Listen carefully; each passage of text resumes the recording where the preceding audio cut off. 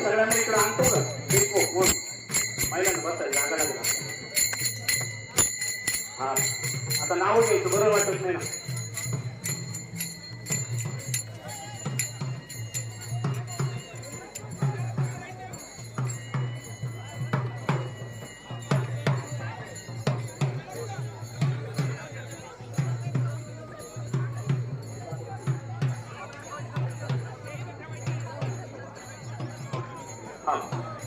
ठीक आहे.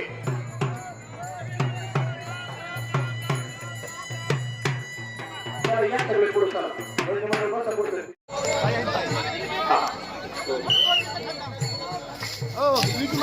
एकेकाला स्वतः जाऊ द्या. आजचे प्रसंग आले.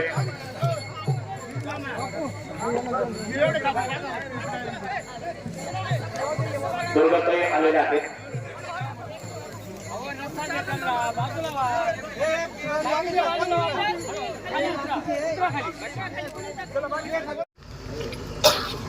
दुःखद निधन झालं. आपल्या सगळ्यांना अंतःकरणाला धक्का देऊन गेले.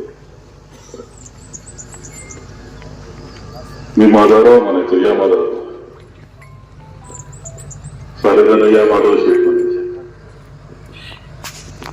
एखादं व्यक्तिमत्व आपल्यातलं चालतं, बोलतं, फिरतं, भेटणार, एकदम बैठक सोडून जावं आणि आपल्या सगळ्यांना खूप अंत करणारा त्याचं दुःख व्हावं, अशी ही अवस्था आहे. माधवराव हा हडाचा कार्यकर्त्याचं आज गाव सांभाळणारं, माणसं सांभाळणारं असं हडाच्या कार्यकर्त्याचं उदाहरण द्यायचं ठरलं तर माधवरावांचं व्यक्तिमत्व आपल्या सगळ्यांना सांगावं लागेल. तुमच्या राजापूर वाल्यांना तर सगळ्यांना भावणार आहे, परंतु परिसराला आणि संपूर्ण तालुक्याला माधवरावची ओळख एक धडपडणारा, प्रयत्न करणारा, सतत जागृत असणारा असा कार्यकर्ता म्हणून आहे. तुमच्या गावचे सगळे प्रश्न म्हणजे गरीब माणसाचे प्रश्न, सतत गावात चालत राहायचं, फिरत राहायचं, प्रश्न असला की ते सोडवत राहायचं, अडी अडचणीला उभं राहायचं, मदत करताना कोणताही व्यक्तिगत स्वार्थ त्याच्यामध्ये नाही. माणसं सांभाळायची आपल्याला. ही माणसं आपली आहे, जीवाभावाची आहे, त्यांच्या संकटाला उभं राहिलं पाहिजे, ही अंतःकरणापासून त्यांची असलेली भावना, हे वैशिष्ट्य त्यांच्या व्यक्तिमत्वाचं. खरं म्हणजे वर्षातून 1-2 जेवण द्यायचेच, उत्साहानं सगळ्यांना बोलवायचं, आनंद साजरा करायचा. आताच 2 वर्षाच्या मुलाचा 11 तारखेलाच वाढदिवस केला. स्वतःचा वाढदिवस सुद्धा करायचा याच्या करता की सगळ्यांना बोलवायचंय म्हणून करायचं, जीव घालायचंय म्हणून करायचं. कसं एखादं व्यक्तिमत्व वेगळं असतं, हे वेगळं पण माधवरावचं. जिथं आम्ही संधी दिली सगळं गावाचं सुंदर पद्धतीनं सांभाळलं, माणसं सांभाळले, परंतु तालुक्याच्या पातळीला त्यांचं त्या व्यक्तिमत्व पाहिलं होतं की त्यांना गोरगरिबाबद्दल फार जिव्हाळा आहे, त्यांचे प्रश्न सुटले पाहिजे असं वाटतं. म्हणून मी स्वतः त्यांना संजय निराधार योजनेचा अध्यक्ष नेमलो. संजय निराधार योजना हीच अशी आहे की जी अत्यंत गरीब जो माणूस आहे त्याला मदत करणारी योजना. तालुक्यातल्या संजय निराधारचे स्वतः गावोगाव फिरून कोण कोण आहे हे पाहणं, त्यांना शोधणं, गावकऱ्यांना विचारणं, शोधणं, फॉर्म भरून देणं, आणणं, पूर्तता करणं, मंजूर करून पुन्हा स्वतः जाऊन सांगायचं की त्याला तुझं संजय निराधार मंजूर केले, तुझं आता अनुदान चालू होईल. केवढी मोठं पुण्याचं काम येईल हे कोणाला विसरता येईल का? ज्याचं कोणी नाही त्याचा हा आपला माधवराव. पंचायत समितीचं सदस्य म्हणून त्यांनी काम केलं. जिथं संधी मिळाली तालुक्याच्या पातळीला तिथं आदर्श काम करण्याचा सातत्यानं प्रयत्न करणारा माधवराव. तर खूप दुःख असा जाणं कार्यकर्ता खूप दुःखाची गोष्ट आहे. तो जीवाभावाचा आहे, प्रेमाचा आहे, कोणताही स्वार्थ नाही. व्यक्तिगत काही मला पाहिजे असं कधी माझं म्हटलं नाही.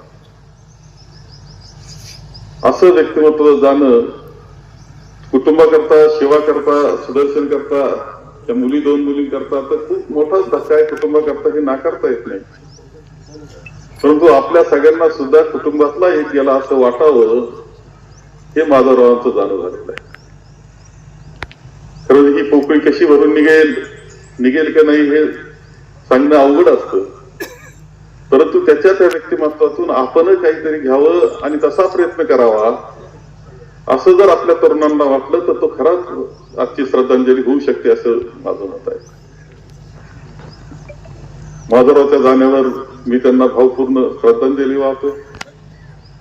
परमेश्वरानं त्यांच्या आत्म्यात चिरशांती द्यावी. मला तर खात्री आहे की एकंदर सगळं माधवरावचं काम पाहिल्यानंतर परमेश्वरानं जागा निश्चितपणे त्याच्या जवळ ठेवली असणार आहे. असं ते व्यक्तिमत्व आहे. कारण त्यांनी कायम माणसांच्या सेवेतून परमेश्वराची सेवा केलेली आहे. माधवरावांना भावपूर्ण श्रद्धांजली वाहतो. परमेश्वरानं त्यांच्या आत्म्याची शांती द्यावी, आपल्याजवळ जागा द्यावी ही प्रार्थना करतो आणि माझे 2 शब्द संपतो. त्यांचा स्वभाव अतिशय मनमिळाऊ होता. सतत लोकांना बोलावं, त्यांना घरी बोलून जेवायचं निमंत्रण त्यांचं सातत्याने असायचं. असे माधवराव हे जनसामान्यामध्ये मिसळलेले एकरूप झाले असं त्यांचं व्यक्तिमत्व होतं. आणि त्यामुळे खरं असं वाटलंच नव्हतं असं ते अचानक तो अपघात होणं. आणि खूप प्रयत्न केले, त्यांना नाशिकला नेलं. त्यातनं थोडीशी अशी आशा होती की त्यातनं त्याचा बाहेर येऊ शकतात, परंतु पुन्हा त्यांचं हृदयक्रिया अचानक बंद पडली आणि त्यामुळे त्यातून ते बाहेर येऊ शकले नाही. या सर्व दुःख राजापूर गावात एक शोककळा पसरलेली, सगळ्या तालुक्यावर शोककळा पसरलेली आहे. त्यांच्या कुटुंबाचं तर आपण दुःखाचं वर्णन करू शकत नाही. त्यांची पत्नी खरंच खूप जे गरजू आहेत त्यांच्यामध्ये खूप काम केलं. संजय गांधी निराधार योजनेचा अध्यक्ष साहेबांनी केल्यानंतर त्यांनी त्याचा पूर्ण उपयोग केला. खूप कष्ट घेतले, तालुक्यामध्ये गावोगाव गेले, प्रत्येक ज्याला गरज आहे त्याला त्यामध्ये सहभागी करून घेतलं, त्याची कागदपत्र केले आणि अशा प्रकारे हा एवढा मोठा जनसमुदाय या ठिकाणी जो जमलेला आहे. सत्यजित तांबे हे जिल्हा परिषदच्या निवडणुकीसाठी उभे असताना सुद्धा त्यांनी खूप उत्तम प्रकारचं संपूर्ण या तालुक्यामध्ये, या भागामध्ये त्यांनी काम केलं. असे आपल्या सर्वांचे आवडते माधवराव आता काही आपल्याला ते निरोप देणार नाही. 15 दिवसापूर्वी त्यांनी खूप आग्रह केला. मी म्हटलं की नातू किती वर्षाचा आहे? ते म्हटले 2 वर्षाचा. म्हटलं मग 1 वर्षाचा वाढदिवस ठेवतो, 5 वर्षाचा. ते म्हणले ताई निमित्त असतं, निमित्ताने ठेवले, तुम्ही नक्की या. गोड गोड जेवण बनवलेलं आहे, पण मी त्या दिवशी नेमकी नव्हते आणि मी या ठिकाणी येऊ शकले नाही. खरं तर माधवराव गेली याचं दुःख सर्वांनाच झालं. मी त्या ठिकाणी आमदार सत्यजित तांबे, त्याचप्रमाणे डॉक्टर जयताई थोरात यांच्याकडनं भावपूर्ण श्रद्धांजली वाहते. गरीब श्रीमंत, लहान मोठा, तरुण वृद्ध, इतर समाज त्याचं कुठलंच बंधन त्यांना नव्हतं. आणि सगळे बंधनं जुगारून सगळे आपले आहेत, सगळे माझ्या कुटुंबातील आहेत, माझ्या परिवारातील आहेत.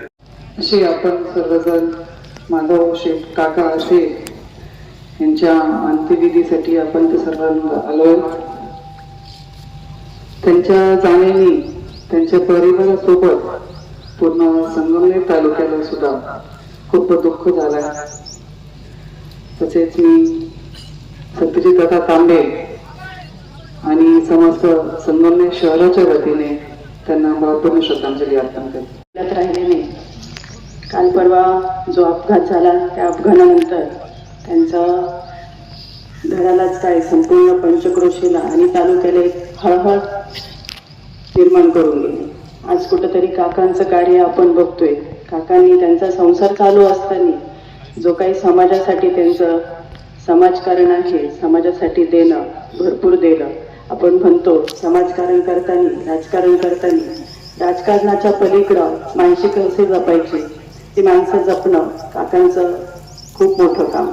आज आपण बघतो संजय गांधी निराधार योजनेचं काम सुद्धा केलं त्यांनी, आणि त्यांना आनंद असा झाला की मी जे काम करत होतो तालुकाभर, कुठेतरी भाऊंची निवड झाल्यानंतर भाऊंना सुद्धा तेवढ्याच आदराने माणसं कशी जपायची तसं फोन करून भाऊंना सुद्धा शुभेच्छा दिल्या की त्यांच्यासाठी वेळ देण्याची वेळ आली, पण देवाला ते मान्य नव्हतं आणि ते लवकर त्यांना घेऊन गेले.